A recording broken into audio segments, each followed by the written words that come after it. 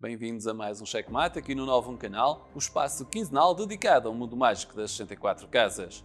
A primeira nota vai para o regresso da competição presencial com o Torneio Nacional de Mestres e o Torneio Nacional de Honra, organizado pela Federação Portuguesa de Xadrez, em Fátima, entre os dias 6 e 12 de abril. O Torneio Nacional de Mestres teve como vencedor o jovem mestre filho José Francisco Veiga, xadrezista da Associação de Xadrez da Torre de Montemoro Novo. Na segunda posição ficou o mestre internacional Paulo Dias e, na terceira lugar do pódio, ficou o jovem xadrezista Pedro Rego.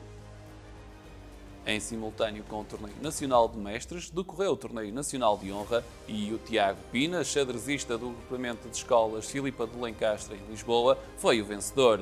Na segunda posição ficou Rodrigo Basílio e a terceira posição foi ocupada pelo mestre nacional Vítor Moraes. Ainda no âmbito federativo, nota para a reeleição de Dominique Cross como presidente da Federação Portuguesa de Xadrez, no seguimento da Assembleia Geral realizada no passado dia 10 de abril, na qual se procedeu à eleição dos novos corpos sociais.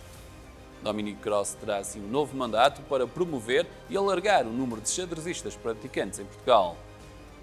O xadrez continua a ganhar adeptos e também novos clubes, como já referenciamos aqui, e hoje damos nota também para a criação da secção de xadrez do Vitória Sport Clube.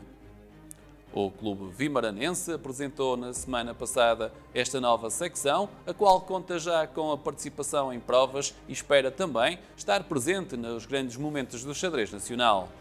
E no âmbito do xadrez presencial, na semana passada foi também apresentada a 8ª edição do Torneio Internacional Cidade de Famalicão, o qual decorrerá entre 25 e 31 de julho e contará com 9 rondas competitivas.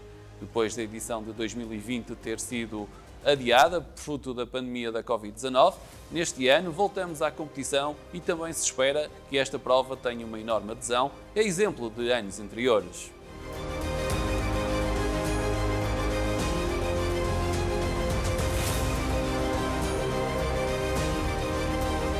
No xadrez passo a passo de hoje, trazemos uma situação em que as brancas irão jogar, é a sua oportunidade de tentar vencer quando têm apenas um peão e o rei branco contra o rei preto. O melhor para as pretas será conseguir o empate, mesmo que terminem com tempo a mais do que as brancas, neste caso que o tempo para as brancas termine, não conseguem efetuar uma situação de mate e, portanto, será empate para as pretas. Às brancas resta conseguir a vitória. O movimento das brancas será mover o peão para a frente, avançando de G3 para G4 e passando a vez às peças pretas. O rei preto pode recuar ou então deslocar-se para um dos cantos. Se jogarmos para F7, há a possibilidade das brancas ocuparem a casa H6 com o rei e a partir daí alcançarem com o peão a sua potencial de promoção, uma dama, e iremos ter uma situação depois de alcançar o checkmate. Jogamos, é a altura das pretas. Se as pretas se movimentarem para a casa G8, tentando impedir a promoção, é a altura de movermos o peão. O rei é forçado ou para H8 ou F8. Se for para H8, nós jogamos novamente o peão. É a altura do rei se mover e agora novamente, temos uma situação em que se avançamos o peão, o rei já não pode ocupar a casa H8, terá que se mover para F7 e agora, passando a vez, o rei obviamente irá para H7 para proteger a casa de promoção do peão e assim evitar a captura e também impedir que o rei regresse a G8. São as pretas a jogar. A solução agora será fugir, chegado à casa G8 e agora, de acordo com as normas, a promoção é obrigatória e supondo que carregávamos, isto era considerado uma falta pelas novas regras e, portanto, uma jogada ilegal, sendo que o árbitro teria que intervir, obviamente teria que promover, tal como está estipulado, para uma dama e aqui teríamos uma situação de rei e dama contra rei preto e, a partir daqui, seria uma situação de checkmate. Por vezes, há alunos e há jovens praticantes que têm alguma dificuldade. A ideia aqui passa, como também já abordamos, por o rei fugindo, neste caso Teríamos que estar novamente a vez às pretas, o rei terá que fugir e agora é procurar colocar a dama numa posição de cavalo. Por exemplo, em G6, em que a dama, caso fosse um cavalo, iria atacar o rei e a partir daqui ir desenvolvendo os lances até efetuarmos checkmate.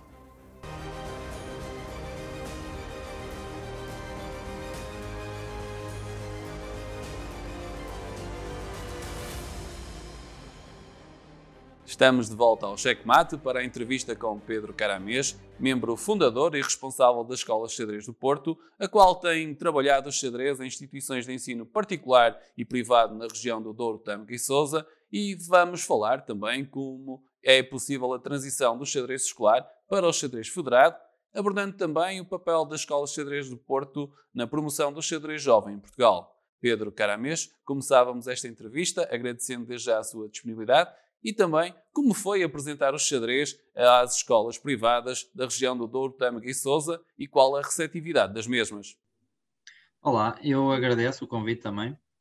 Nós já colaboramos com 4 escolas da região.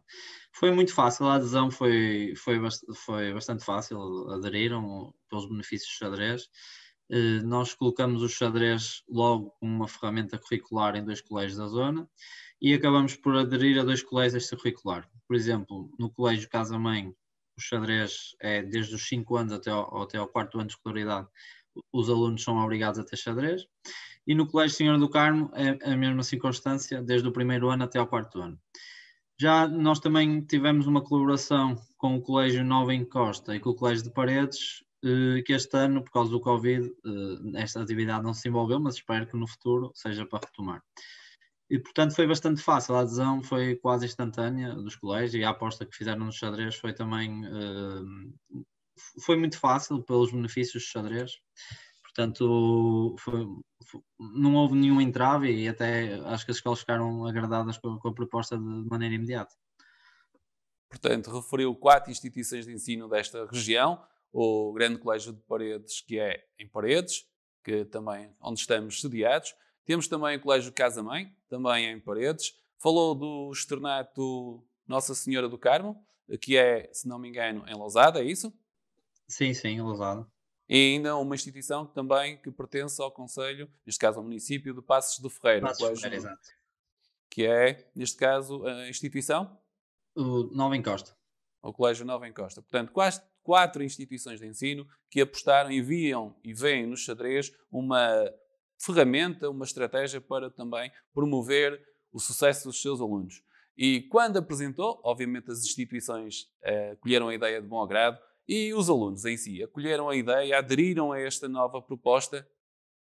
Sim, nestas idades do primeiro ciclo, os alunos veem o xadrez como uma brincadeira, portanto eles aprendem enquanto brincam. Eles gostam muito de xadrez, aliás, eu todas as aulas que chego, os alunos dizem até que gostavam de ter mais xadrez, não é? Claro que não é possível, porque eles têm outras disciplinas mais importantes, claro, mas eles aderem muito ao xadrez, eles gostam imenso de ter xadrez.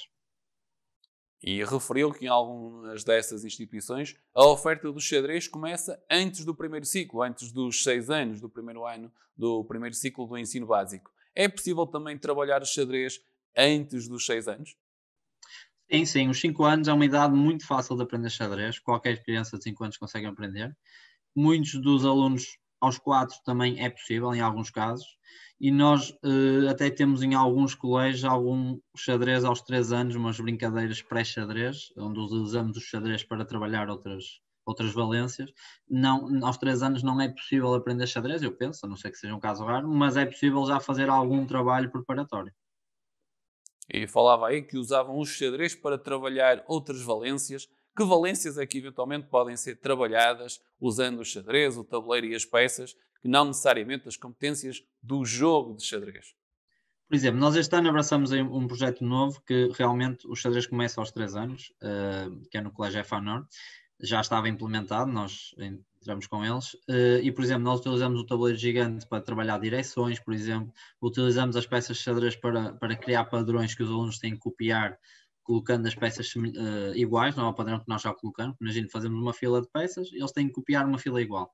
Portanto, há várias coisas que se pode fazer sem trabalhar com os movimentos das peças de xadrez, não é? Portanto, o xadrez utilizado como estratégia para potenciar já as aprendizagens e o domínio de novas competências. É essa a experiência que está a desenvolver?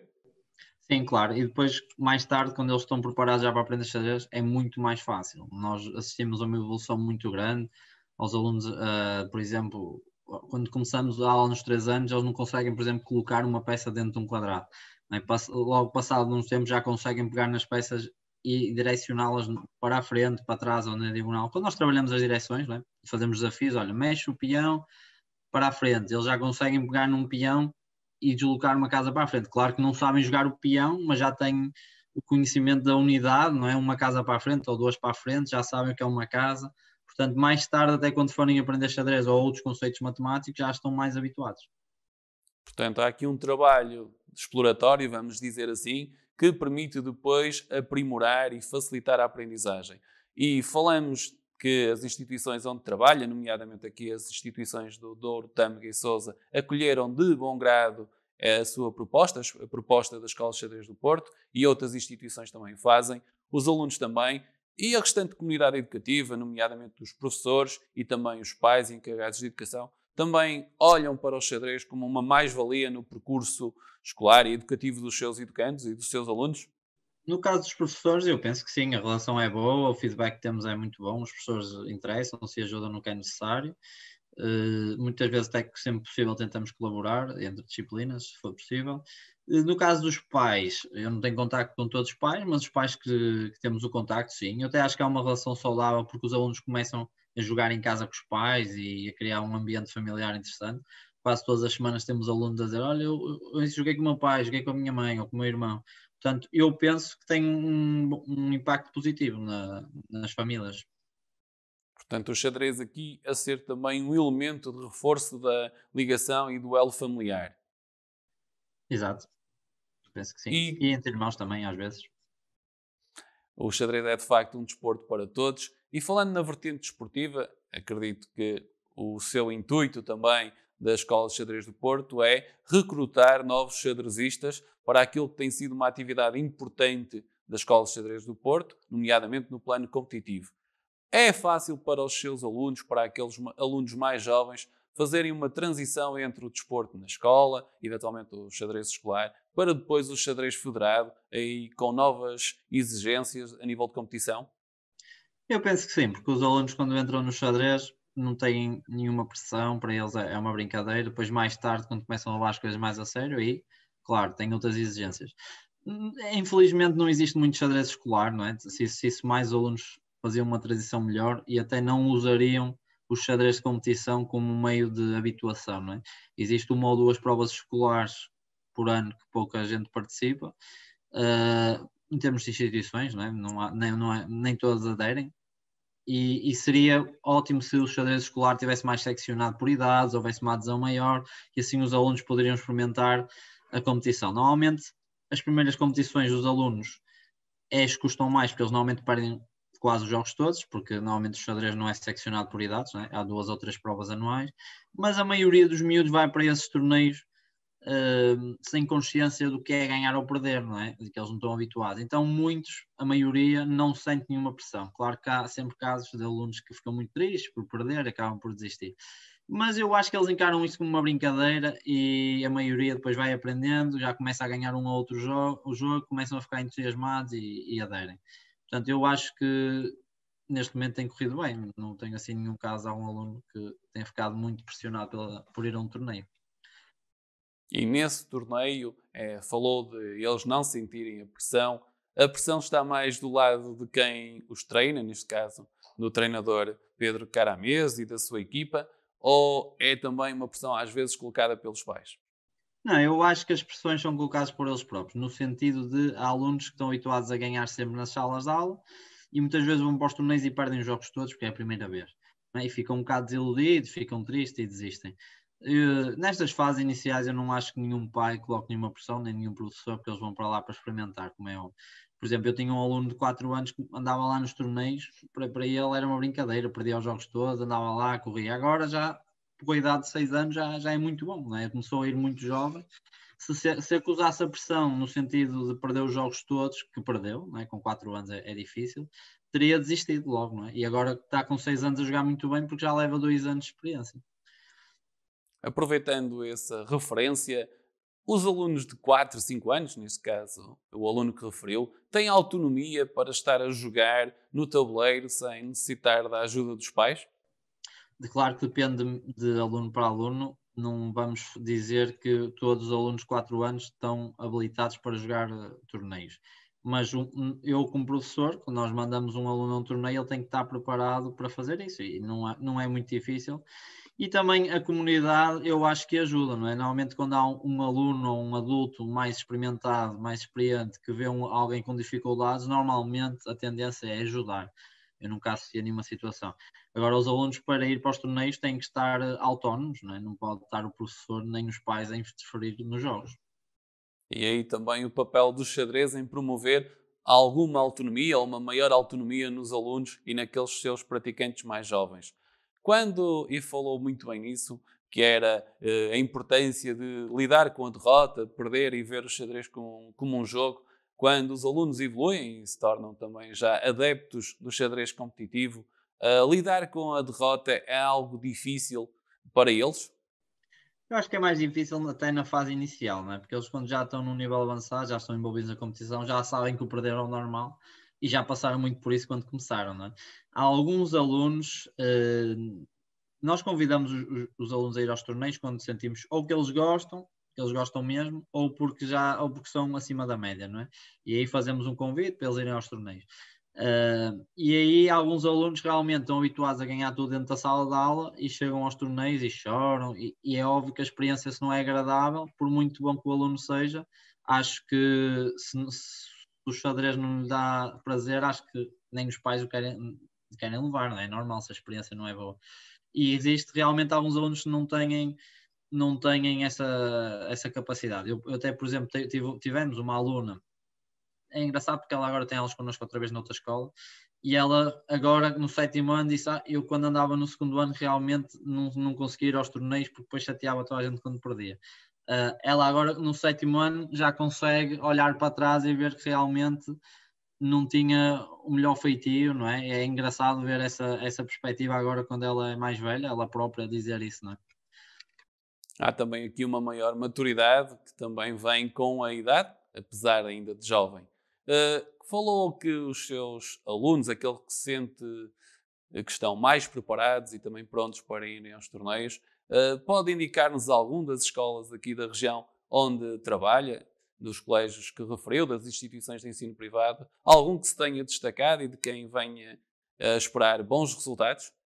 É sim, claro, não é? Vocês já publicaram, já falaram aí na zona do Tiago, não é? Que já ele começou a jogar desde aos 5 e agora com 7 já o Tiago do Colégio Casamento, o Tiago Frutuoso, não é? E ele está muito bem preparado. Agora vamos ter os campeonatos nacionais e espero que ele faça uma boa classificação porque já tem 2 anos de experiência, apesar de muito jovem, não é? Um aluno com 8 anos, 7, 8 já joga há 2 anos, não é? Joga quase metade da sua vida é de xadrez. Então, e começando muito novo, tem uma vantagem perante os outros que começaram mais tarde.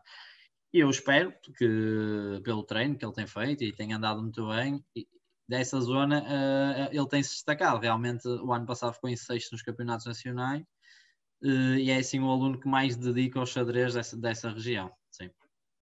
E é fácil motivar os alunos, já disse que sim, na escola, na vertente mais lúdica e numa introdução à prática competitiva, mas falando do contexto competitivo, do contexto federado, é fácil motivar os alunos para o treino, porque no xadrez, como noutras modalidades desportivas, o talento por si só não basta. Sim, realmente isso nestas idades que estamos a falar, não é, dos mais jovens, é muito fácil, não é? Porque os desafios que eles enfrentam no treino são muito básicos, não é? São exercícios que lhes dão prazer resolver, porque é tudo respostas imediatas em 1 ou 2 movimentos. Pois realmente quando as idades avançam, em que eles já não podem só esperar das aulas fazer os trabalhos, não é? Porque normalmente quando os miúdos são muito jovens, nós usamos as aulas para eles fazerem os trabalhos. Depois quando a idade avança, eles já têm que fazer os trabalhos em casa e usar as aulas para aprender outras coisas. E aí realmente é complicado porque nós estamos a pedir a alunos jovens, não é?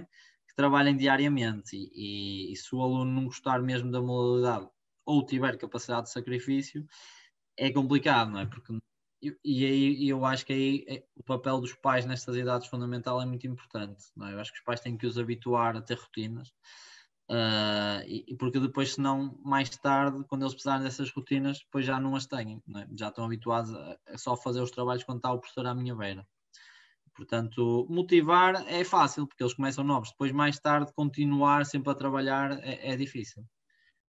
E quando fala num trabalho em casa, portanto, num treino, quantas horas, em média, estaríamos a falar para um jovem de 6, 7 anos que entrou no mundo do xadrez, gostou, passou para a vertente competitiva e agora quer desenvolver? Quantas horas teria que dedicar, em média, para melhorar e atingir um nível que considera aceitável ou então capaz de disputar torneios e estar entre os melhores? Nessas idades, eu acho que não é preciso, não acho que podemos quantificar. Eu não quantifico muito em horas, quantifico em trabalhos que temos para fazer, não é? E normalmente fazemos umas tarefas. Imagina, estamos a fazer um livro, olha, fazer 5 páginas em casa. Normalmente, nessas idades, não é preciso trabalhar grande coisa. À medida que a idade passa, não é? E o nível aumenta, o nível de competição, não é? Por exemplo, como sabemos, em Portugal, neste momento, no sub-18 temos 3 mestres, não é? E para chegar a esse nível envolve muito trabalho. Também, eu não estou a dizer que as crianças têm que começar a trabalhar logo quando são jovens, mas depois têm que conseguir chegar a essas idades e já estar habituados a trabalhar. Mas, por exemplo, um miúdo dessas idades que referiu, que trabalha 1 hora todos os dias, vai ser excepcional, porque nessa idade é muito jovem e acho que é difícil trabalhar 1 hora todos os dias. E, portanto, para aqueles que agora entram no mundo do xadrez, nas escolas, eventualmente nos inúmeros projetos que existem aqui na região, fica também esta indicação de que podem ser muito bons no treino na escola, mas terá de ser complementado com treino em casa para poderem então evoluir ainda mais, é isso? Sim, até porque eu sempre a dizer aos meus alunos, não é? Eu sou um jogador razoável para o nível de Portugal, não é? Não sou um bom atleta, não é? Não ganho torneios nem nada. Sou um bom treinador, eu acho que faço um bom acompanhamento, mas como jogador sou razoável porque atingi o meu nível máximo quando tinha 18 anos e fiquei estagnado, não é? Porque também comecei a treinar. E é o que eu digo sempre aos meus atletas, começam a jogar aos 5 e têm 10, não é? E eu comecei aos 14 e aos 16 já era dos melhores adultos de Portugal. Não era dos melhores jovens de Portugal, mas era dos melhores adultos. Se eles começaram aos 5, eles um dia, a previsão é que sejam melhores do que eu, é o passo natural, não é? Se eles estiverem a vida toda 1 hora ou 2 por semana comigo, nunca vão jogar melhor do que eu, não é? Porque eu nunca lhes vou conseguir ensinar tudo que eles sabem, não é? Eles têm que depois dar o passo seguinte e envolver-se na modalidade, como lendo livros, vendo vídeos de pessoas que são melhores do que nós, os professores, não é? Melhor que eu explicar uma coisa é um aluno abrir um livro e estar o livro explicado por alguém de topo mundial, por exemplo, não é?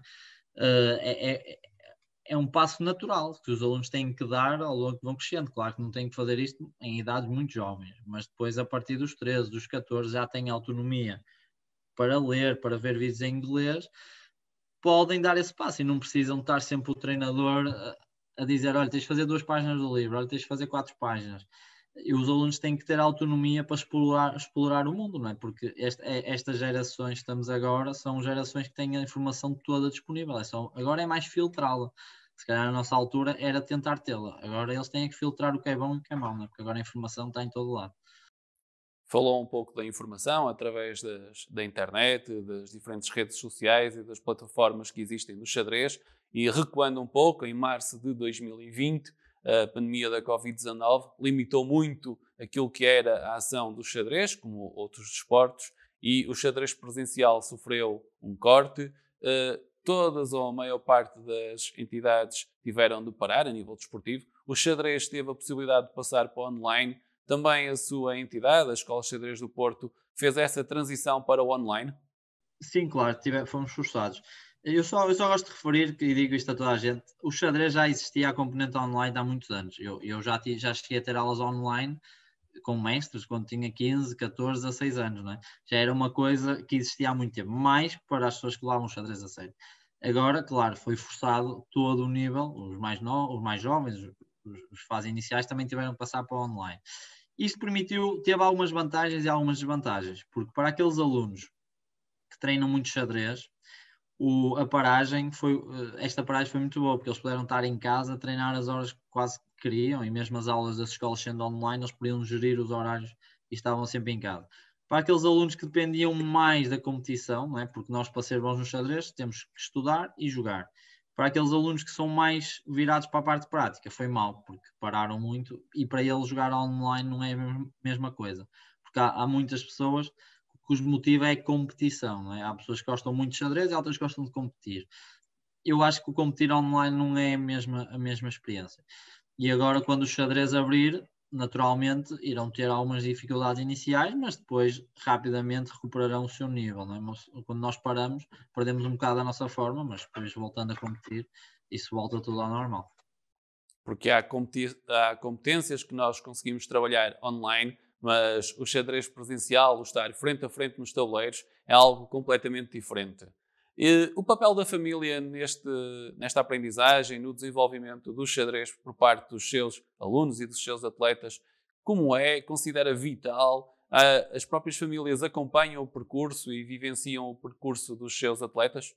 Sim, as famílias têm que acompanhar. Neste momento, por exemplo, quando eu comecei a jogar xadrez, era muito diferente. Se calhar as famílias não acompanhavam tanto e nós estávamos muito dependentes das pessoas que nos levavam aos torneios do clube. Eu posso dizer que a minha mãe nunca foi a um único torneio de xadrez meu. E a mim não me fazia diferença. Há pessoas que gostam de ter, outros não gostam, é ao contrário, não é? Agora não, as famílias, nós assistimos neste momento o xadrez é quase todo dependente das famílias, têm que acompanhar a realidade que temos neste momento, os pais têm que acompanhar os alunos aos torneios. Depois a questão em casa, eu digo que eu estou sempre a dizer que os pais fazem os jogadores, os pais fazem, claro que os treinadores ajudam, mas primeiro tem que haver sempre uma união entre o treinador e a família, não é? Temos que caminhar todos para o mesmo objetivo.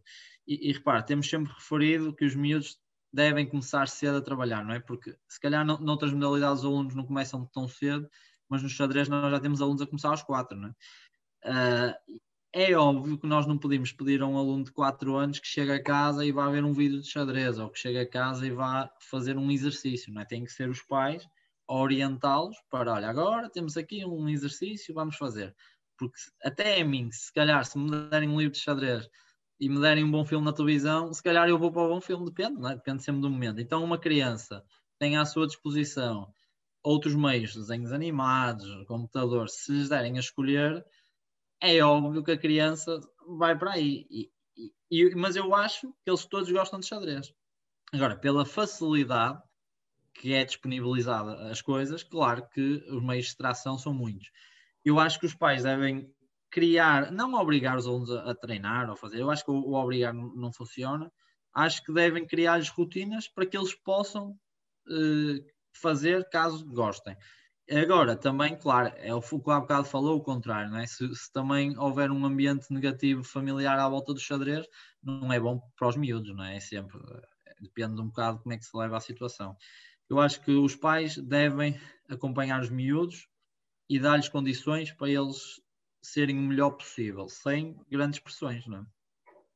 Porque a pressão e a sua experiência já de muitos anos no xadrez, a pressão muitas vezes pode ter um efeito perverso no desenvolvimento do xadrezista, do jovem adepto do xadrez. Claro, é como todos em desportos, e depende da pressão e depende do tipo de aluno, não é? Há alunos que até gostam de uma pressão positiva, da competição, de sentir que vão competir para alguma coisa, não é?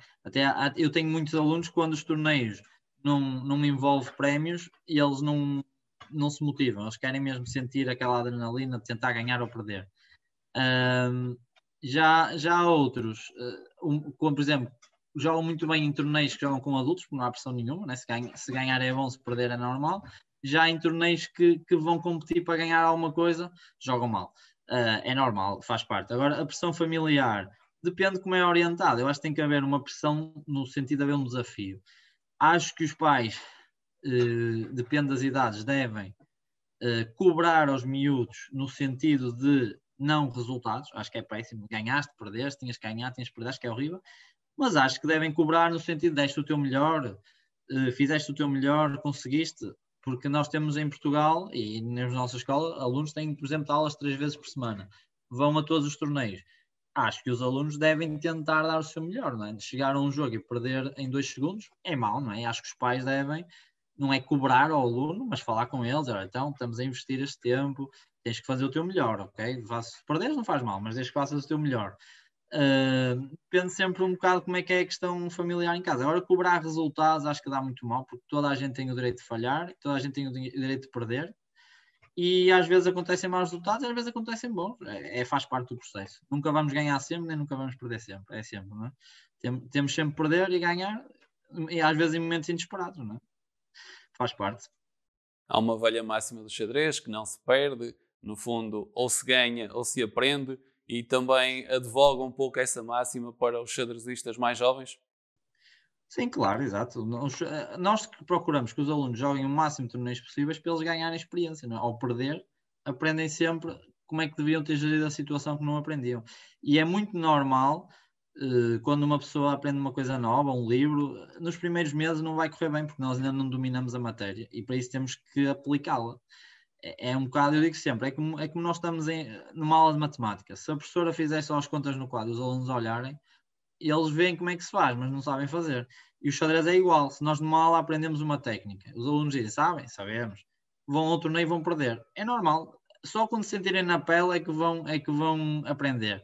Por isso é que a parte da competição e participar em torneios é mais importante até do que a parte de ter aulas de xadrez. É mais importante.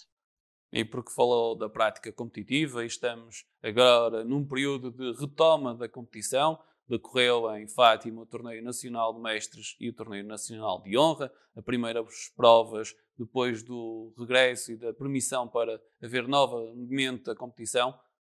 Espera que haja novamente uma grande adesão por parte dos seus atletas, dos seus jovens à competição, ou acha que, fruto da pandemia, alguns terão grandes dificuldades ou resistência ao voltarem aos tabuleiros? Não, eu acho que neste momento, abrindo as provas, ainda vai haver alguma resistência por parte das famílias, e é normal, não é? Porque o Covid ainda não desapareceu, continua, não é? Agora, eu acho que os alunos em si estão ansiosos que tudo comece, tudo, sempre, não é? Toda a gente está a perguntar quando é que vai haver torneios, e mesmo alunos novos que estão a aprender xadrez nas escolas estão muito motivados e querem perceber como é que funcionam as competições, porque nós dizemos, vai haver, isto existe, mas como é que é? Não sabe, ninguém sabe, não é? Nem quando é que é, nem os alunos sabem como é que as coisas são, porque nunca foram. Portanto, eu acho que para nós xadrez, não é? E para a nossa escola seria ótimo que as coisas regressassem o mais cedo possível, porque está toda a gente ansiosa, e até para os alunos que se calhar se iniciaram agora, que nunca participaram em nenhuma competição, não desanimarem, porque se estão ansiosos por participar e depois nunca mais houver, acabam por perder o interesse. Espera-se que rapidamente a competição regresse a nível nacional, têm sido dados os primeiros passos, e, nesse sentido, que conselho deixava para os nossos jovens xadrezistas que irão iniciar-se, os seus, obviamente, mas também todos os jovens xadrezistas que irão experimentar agora os tabuleiros, e que conselho lhes deixava para poderem atingir um patamar mais elevado? O conselho a quem está a começar e a todos os alunos, e mais para os pais, é participarem muito rápido, num curto espaço de tempo, em várias provas.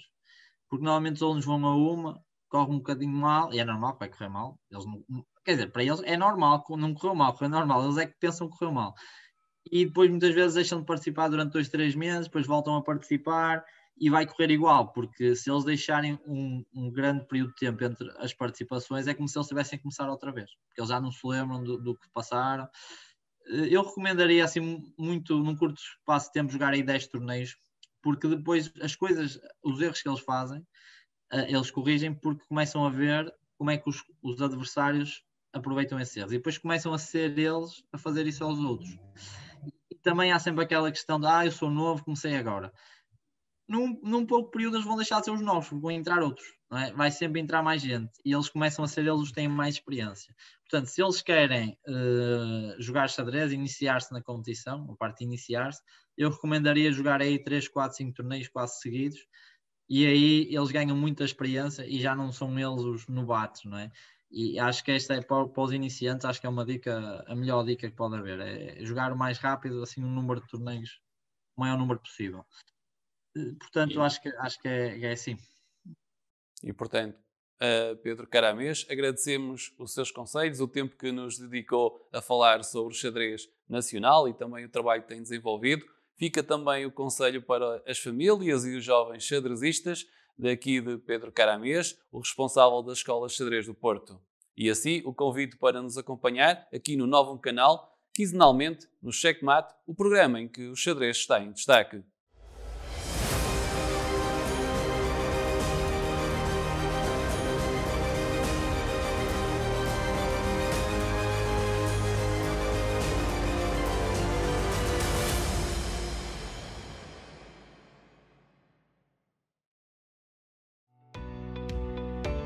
Novo canal, sempre novo, sempre seu.